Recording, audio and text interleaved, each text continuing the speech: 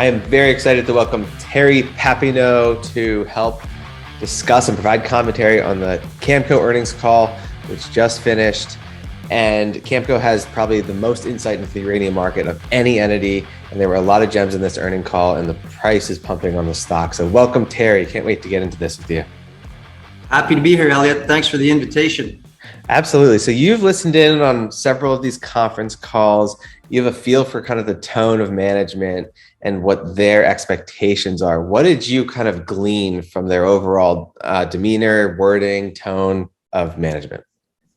Well, I mean, it was, you're absolutely right. I've been listening to Cameco conference calls now for at least 3 years. You know, the tone is probably the biggest change I saw in this conference call. Normally, Tim Gitzel is famous for using the words cautiously optimistic. You know, Cameco is a company that's fairly conservative. They're always trying to talk about how responsible they are, and they're seeing good signs and stuff like that. But not this conference call. The tone was completely different. It was extremely bullish. You know, Tim Gitzel started by saying it's time, like, you know, before a boxing match or something like that. He didn't do it like a boxing announcer, but just the way that he came, the tone, the excitement really set the stage for this conference call. And you know, if you look at the price action this morning, Cameco CCJ is already up 11.49%. Right now. Of course, that might go down, but you know, I think the market really liked what they heard this morning. Yeah, absolutely. So we want to dig into the details, like why did the market like what they hear? What did they hear? Because now that Cameco's pumping, the ETFs are all pumping, it's probably going to bring the whole market up. So clearly impactful things happened on this call. So I guess one of the big things they talked about was contracting. What are your insights on that? My favorite quote of that was contracting begets contracting, which means there's kind of like a feeding loop of utilities exhibiting herd-like behavior and freaking out and trying to contract as much as possible. What was your take on that? Well, you're absolutely right. So they announced that since 2021, Cameco has added 70 million pounds of business to their book of contract. Well, what's even more interesting is that of those 70 million pounds, 30 million were signed in 2021, in the whole year of 2021, and 40 million pounds were signed in the first month of 2022, in January 2022. So that tells us that contracting is accelerating. They contracted more in the first month of 2022 than they did all of 2021. And you're absolutely right. Contracting begets contracting. We heard Kazatomprom in their statement saying that they're signing more contracts as well. And utilities, when they see that when they perceive that there might be a supply shortfall, they want to make sure that they can ensure supply. And what was interesting in terms of the contracting they talked about are, like volumes are bigger, where in the past interest was like for a couple 100,000 pounds. They said now it's in the millions of pounds, and the length or the projection in time is bigger. Now they're looking at and some of the discussions talk about, well, there's concern of when Cigar Lake might be depleted. There's concern when has depleted. So now they're looking at 2030 to 2039 horizons that they talked about. So that's all good news. It's also saying that buyers understand there's a supply-demand imbalance, and there's they've used many times that demand is growing right now in a time when supply is uncertain. There's risk to supply, especially out in time. So when utilities see this, they begin signing contracts, and we've talked about now, and that will also bring other utilities to the table, because contracts are signed when they want to make sure that they can ensure security of supply, and obviously are concerned with that right now. Exactly. So, like we said, Cameco has so much insights into the market. They strongly believe, as they said, that we're in the early innings of a market recovery. They see higher price appreciation ahead. They see the utilities expecting higher price appreciation ahead and trying to do this aggressive contracting. So now they have this strategy of kind of when they want to bring the supply online, because they want to take advantage of those future higher prices. And so what did you kind of see or glean as far as like what they're doing with the Cigar Lake and Macarthur River production? Yeah, so that's the big, I guess, the big elephant in the room. They had in previous conference calls, Macarthur River, since it's been put on care and maintenance in the fall of 2018 and permanently in the summer of 2019 on care and maintenance, or I should say temporarily. They would get questions all the time of when are you going to restart Macarthur River? And John Quakes on Twitter hinted recently that little birdie told him that Cameco might announce that they're Macarthur River. And Gitzel and Grant Isaac from Cameco had always been very clear that they will only restart Macarthur River once they have enough content that those pounds that Macarthur River will produce will have a home and will not sell on the spot market or increase inventories. And so today, right off in the start of the conference call, Tim Gitzel, when he said it's time, he was announcing that it's now time. The conditions are ripe. The contracting activity is there for them to restart Macarthur River and Key Lake Mill. And they will be doing that in 2024. Now, the strategy that they'll be using to restart this, I think, is brilliant. What they will do is both Macarthur River and Cigar Lake can produce between 18 to 20 million pounds each, which makes it from 36 to pounds a year. What they're going to do is they're going to ramp down Cigar Lake to 13.5 million pounds per year. And they're going to ramp up Macarthur River to 15 million pounds. So they're expecting to be producing 28.5 million pounds per year, which is strategic and brilliant, in my opinion, because a lot of people are talking about the fact that Cigar Lake might be depleted by 2030. Cigar Lake, there's actually a phase 2 possible. It's costly. It's technically challenging. So by reducing output at Cigar Lake, that now buys them time to see what the market will be doing, what kind of prices can they obtain in their contracting. Now they have more time to decide if and how they want to move into phase 2 for Cigar Lake, which means extending the life of that mine. Also, Macarthur River with 15 million pounds, it's not producing full capacity. They've invested a lot in technology and automation there to make it more efficient when they do restart. And they have more investments and more work to be that needs to be done from now to 2024. But the overall indication that they wanted to give to the listeners in the conference call is that they're restarting Macarthur River because the market now is signaling to them that it's ready to begin that new contracting cycle. They're seeing the activity, they're seeing the off-market discussions, they're having on-market RFPs are showing that utilities now want to secure pounds, they want security of supply.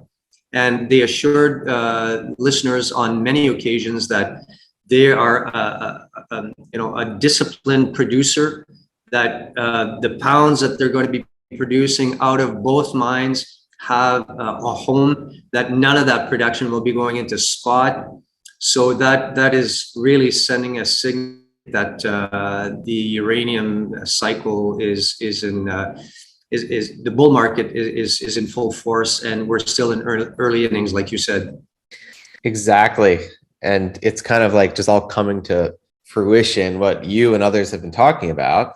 And so, yeah, it seems like the market was maybe pessimistic and worried that if they're starting up Macarthur River, they're going to flood the market. And that fear is totally gone because those pounds aren't going into just like the broad market. They've already been kind of over contracted, right? Yeah, Wow.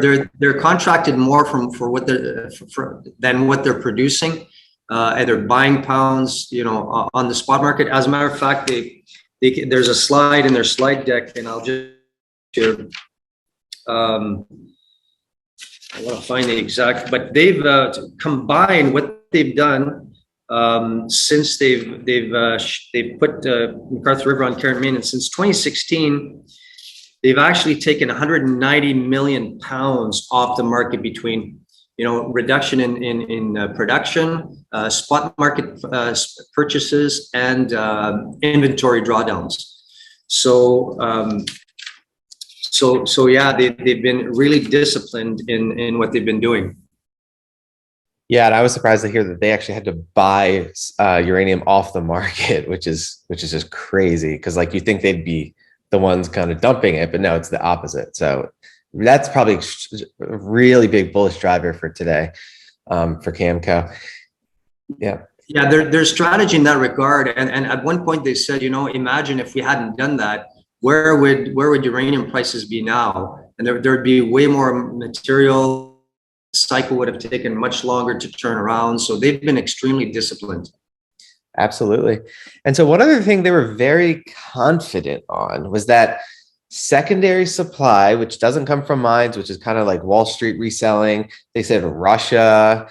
They said wherever they're kind of like the corners of uranium where they can just pull it off the market and kind of meet the supply demand gap that we've had for so long and keep the price down. They're saying that is no longer able to fill the gap that is needed to, keep the price down. So what did you get as far as their take on why secondary supply is no longer kind of sufficient?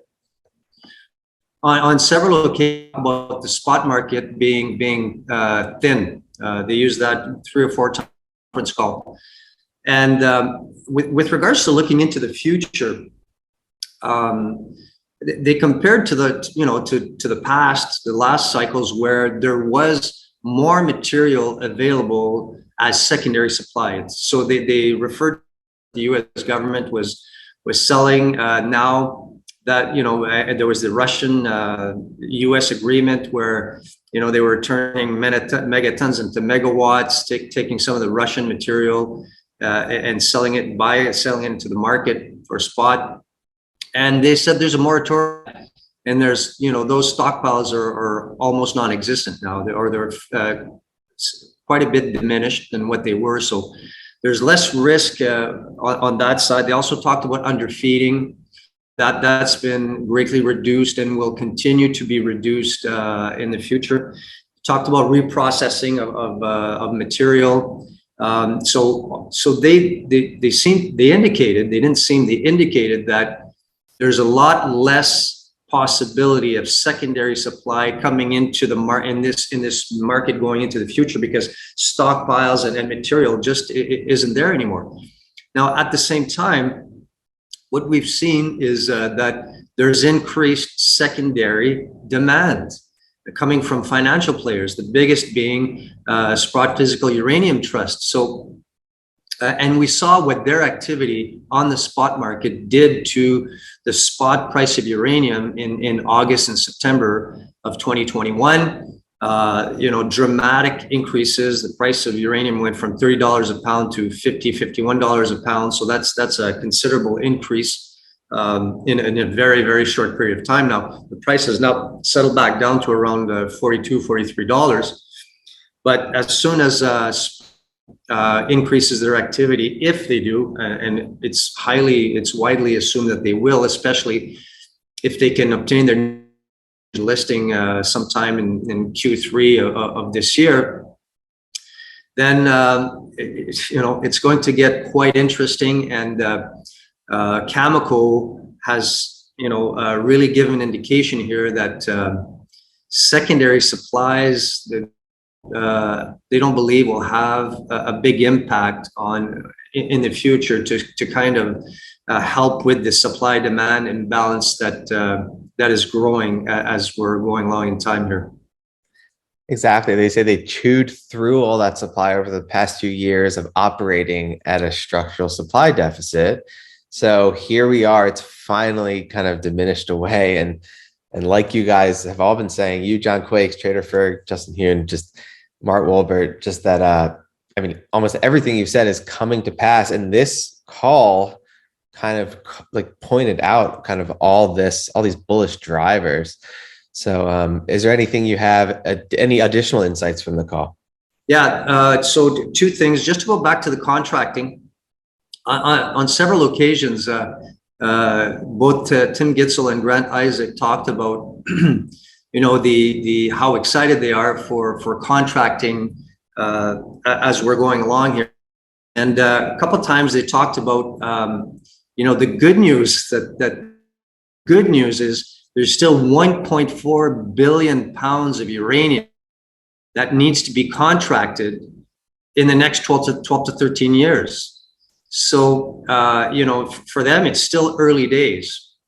And there was a lot of discussion in terms of, and a lot of questions around, well, what is your contracting arrangements, or what do they look like in terms of 60-40 split between spot and term contracting and things like that? They were very adamant to say that the prices that they're seeking are not market prices. They want to be more skewed to market pricing because that the price is going to be going up. So they want their contracts to look at, to take advantage of those rising prices. And they were clear in explaining that the prices that they're looking for are not today's prices. They want their contracts to be skewed to when the pounds at delivery. So, in 2025, 2026, 2027, whatever the prices will be going forward, they want their contracts. They're trying to sign contracts where they'll be able to take advantage of that upside. And on many occasions, Tim Gitzel talked about, they want to reward their patient and their loyal Cameco shareholders that have stuck with them. One of the things that they mentioned as well is that they're going to be increasing the dividend 50%. They paid an 8-cent dividend per share last year. And this year in December, they increased that to 12 cents a share. So they're increasing the dividend. They've got a nice cash position. They talked about the CRA, which is another issue with Cameco. So, they're waiting on payment of what the CRA owes them. There's a certain amount in cash, letters of credit. I've got the amounts. We're trying to find them for you. I think one of them is $458 million cash. And let me just, so the amount in cash that CRA owes Cameco is $295 million cash. And the letter, they have a $482 million letter of credit that CRA needs to provide to Cameco. So they're just waiting on that. So they're in a very good position. They also talked about in the future, if they also have great tier 2 assets. Talked about the fact that Rabbit Lake, for example, there had been interest from buyers in the past, but talked about it's not worth selling it to someone, and that person just turns on production, and so they've been very disciplined. And I think that now it was clear that they were happy to announce that it's are now going to be rewarded. So it's exciting times, I think. Absolutely, especially seeing this recent dip we've had, which is just not fundamental driven at all in the uranium market, and potential buying opportunity. I'm sure you've stayed long and are super excited to still be invested heavily into this space, as I know you are, right? I'm still 100% uranium. I've never shied away from stating that. I have my reasons. In normal times, 100% just in one commodity or one sector is not the prudent thing to do. But in uranium right now, for me, is not a normal setup. It's a unique opportunity. I'm happy to be positioned to take advantage of it. Yeah, well, this call absolutely proved your case. So thank you so much for stopping by and giving us commentary on it. Elliot, anytime. This discussion is for informational purposes only. Please consult a certified financial planner when making any decisions about investing. And do your own research before making any decisions. Investments are risky and you can lose lots of money in them.